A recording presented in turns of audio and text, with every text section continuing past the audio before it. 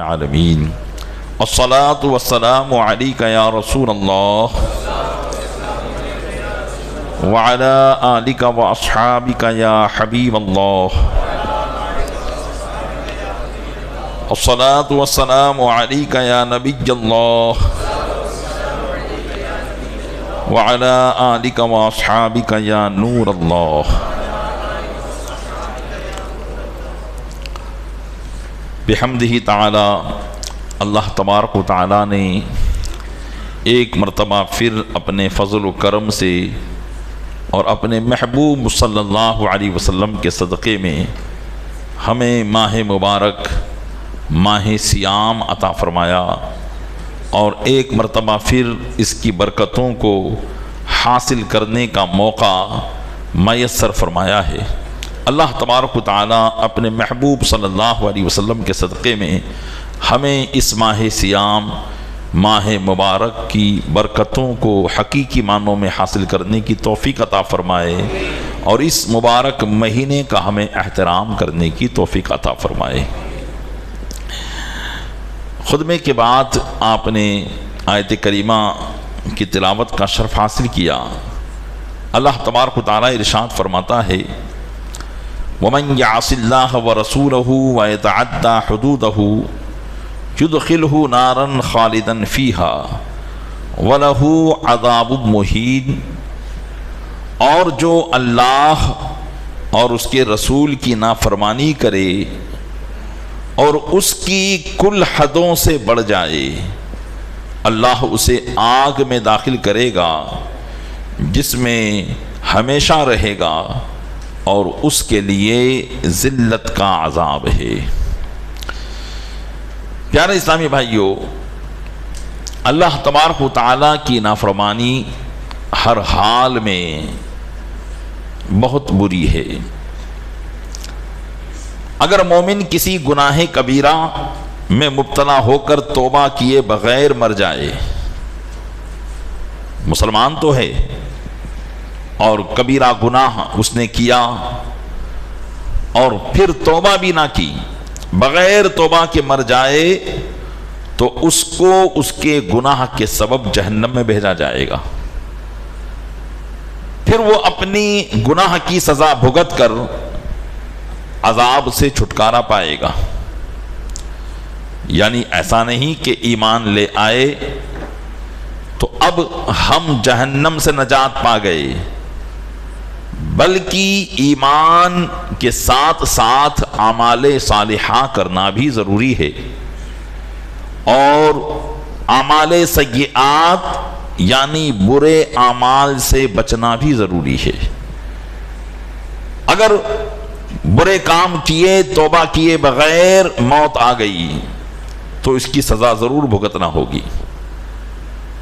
اور اگر کسی حرام قطعی کو حلال اور جائز سمجھ کر کیا، یعنی ایسا کام جو حرام قطعی تھا، حرام قطعی سے مراد یہاں وہ حرام کام کہ جس پر اللہ تبارک و تعالیٰ نے قرآن کریم کی آیت نازل فرمائی، ایسا کام حرام قطعی ہوتا ہے، جیسے زنا، شراب، سود، یہ وہ گناہ ہیں کہ جن پر قرآن کریم کی آیت کریمہ کا نزول ہوا ہے، تو ان کی حرمت یعنی ان کا حرام ہونا یہ قطعی ہے اور یقینی ہے۔ اب اگر کوئی شخص ایسے گناہوں کو جو حرام قطعی ہے ان کو حلال سمجھے، جیسے کوئی شراب کو حلال سمجھ کر پیے، زنا کو معاذ اللہ رب العالمین حلال سمجھ کر زنا کا ارتکاب کرے، سود اور بیاج کو حلال سمجھ کر جو ہے وہ کھائے، تو پھر جس چیز کو قرآن نے حرام کیا اگر کوئی مسلمان اسے حلال سمجھتا ہے تو پھر وہ کافر ہو جائے گا، اس کا ایمان سے کوئی واسطہ نہیں ہے۔ اب اگر وہ اسی حالت میں مر گیا تو پھر ہمیشہ اسے جہنم میں رہنا ہوگا۔ اس لیے کہ اللہ تبارک و تعالیٰ نے کافرین کے لیے ہمیشگی کی جہنم کو بنایا ہے۔ تو پتہ چلا کہ ایمان لانے کے بعد بھی ہم جہنم سے محفوظ نہیں ہیں جب تک کہ اعمال صالحہ کا ارتکاب نہ کریں اور برے کاموں سے نہ بچیں۔ پیارے اسلامی بھائیوں، یقیناً گناہ کے کام کرنا ہر حال میں اللہ کی نافرمانی کا سبب اور اس کی ناراضگی کا سبب ہے، لیکن رمضان المبارک میں گناہ کے کام کرنا، رمضان المبارک میں حرام کام کرنا، یہ اور ہی زیادہ گناہ اور اللہ کی ناراضگی کا سبب بن جاتے ہیں۔ آئیے اس تعلق سے حدیث پاک سماعت کریں کہ رمضان المبارک میں گناہ کا کام کرنے والا کس طریقے سے اس کے لیے حدیث پاک میں وعید آئی ہے، اندازہ لگائیں۔ نبی کریم صلی اللہ علیہ وسلم نے فرمایا وَمَنْ شَرِبَ فِي مُسْكِرًا وَرَمَى فِيهِ مُؤْمِنًا بِبُهْتَانٍ وَعَمِلَ فِي خَطِيئَةً أَحْبَطَ اللَّهُ عَمَلَهُ سَنَةً، ارشاد فرمایا کہ جس نے ماہ رمضان میں کوئی نشاور چیز پی، کیونکہ نشہ کرنا گناہ ہے، فرمایا ماہ رمضان میں کوئی نشاور چیز پی یا کسی مسلمان پر بہتان لگایا اور اس ماہ میں کوئی گناہ کیا، تو اللہ تبارک و تعالیٰ اس کے 1 سال کے اعمال برباد فرما دے گا، 1 سال کے اعمال برباد فرما دے گا۔ پھر ارشاد فرماتے ہیں نبی کریم صلی اللہ علیہ وسلم فَاتَّقُوا شَهْرَ رَمَضَانَ، لہذا اے لوگو رمضان کے حق میں کوتاہی کرنے سے ڈرو، مطلب اللہ کے حکم کو بجا لانے میں کوتاہی کرنے سے ڈرو، فَإِنَّهُ شَهْرُ اللَّهِ، اس لیے کہ یہ اللہ کا مہینہ ہے، کیونکہ یہ اللہ کا مہینہ ہے۔ ان تفردوا فیہ فقد جعل لکم 11 شہرا تنعمون فیہ وتتلذذون وجعل لنفسہ شہر رمضان فاحذروا شہر رمضان۔ آقا علیہ السلام نے فرمایا اس رمضان میں کوتاہی کرنے سے اللہ سے ڈرو، اس لیے کہ اللہ کا مہینہ ہے، اللہ تعالیٰ نے تمہارے لیے 11 مہینے کر دیے، تمہارے لیے 11 مہینے کر دیے کہ ان میں اللہ کی نعمتوں سے تم لطف اندوز ہو، خوب لذتیں حاصل کرو،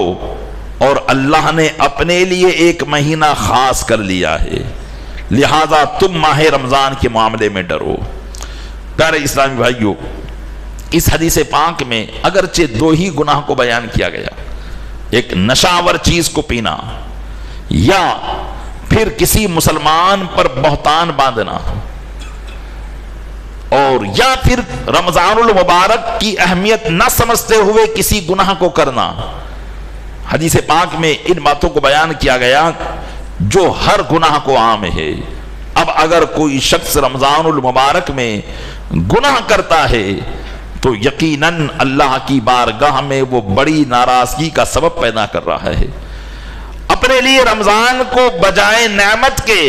اور اللہ کی رحمت کے وہ زحمت قرار دے رہا ہے۔ آئیے انیس الواعظین کے حوالے سے ایک حکایت آپ کی بارگاہ میں پیش کرتا ہوں۔ امیر المومنین حضرت مولا کائنات علی مرتضیٰ شہر خدا کرم اللہ تعالی وجہہ الکریم ایک مرتبہ قبرستان تشریف لے گئے۔ کوفہ کے قبرستان میں آپ قبروں کی زیارت کے لیے تشریف لے گئے تو وہاں پر آپ نے ایک تازہ قبر دیکھی جو بالکل ابھی ابھی دفنائی، اس مردے کو دفنایا گیا تھا۔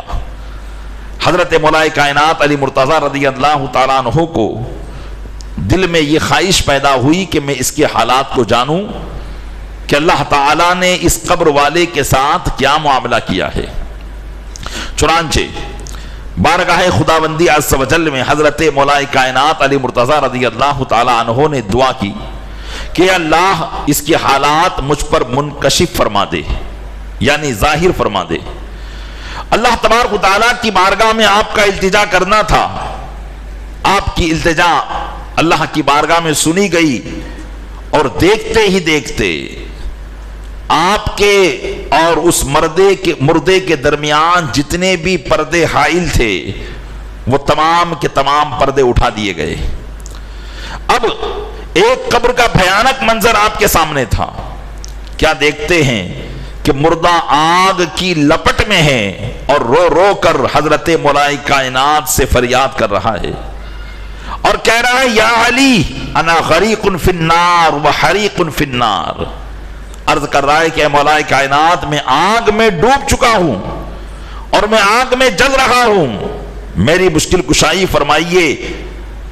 حضرت مولا کائنات قبر کے دہشتناک منظر اور مردے کی دردناک پکار کو سن کر بے قرار ہو گئے۔ آپ نے اللہ تبارک و تعالیٰ کی بارگاہ میں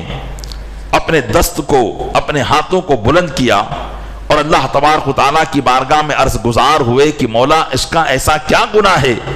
جس کے سبب یہ اس طریقے سے گناہوں میں عذاب میں مبتلا کر دیا گیا ہے۔ اے مولا کرم فرما اور اس پر رحمتوں کی بارش کا نزول فرما۔ مولا کائنات علی مرتضیٰ رضی اللہ تعالیٰ عنہ نے جب اللہ عز و جل کی بارگاہ میں یہ عرض کیا تو ہاتف غیب سے آواز آئی کہ علی اس شخص کے لیے دعا نہ کرو، یہی بہتر ہے۔ اس شخص کے لیے دعا نہ کریں، یہی بہتر ہے۔ حضرت مولا کائنات علی مرتضیٰ رضی اللہ تعالیٰ عنہ نے عرض کیا کہ مولا میں نے تیری بارگاہ میں بڑی امید کے ساتھ ہاتھ پھیلایا ہے اور اس نے بھی مجھے بڑی امید کے ساتھ پکارا ہے، لہذا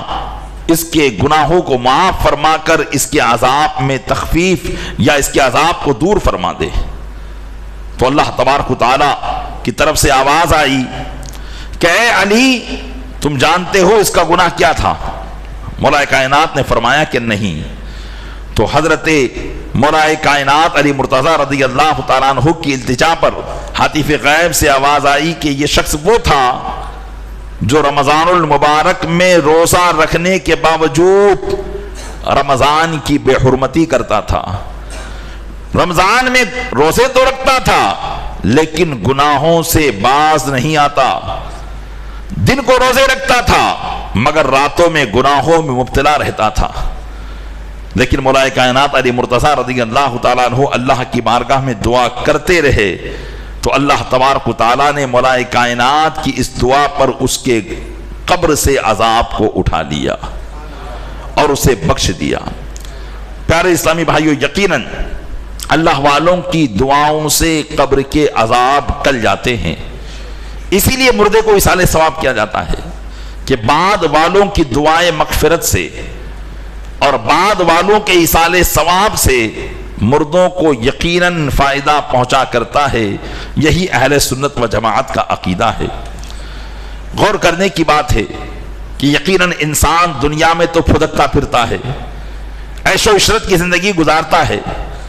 قبر کے حالات سے بالکل بے خبر رہتا ہے، اسے کوئی فکر نہیں رہتی کہ مجھے قبر میں بھی جانا ہے، چاہے رمضان کا مہینہ ہو،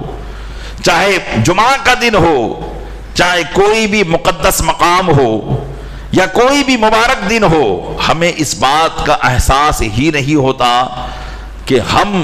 اللہ کے بندے ہیں اور اس کی بارگاہ میں بالکل عاجز ہے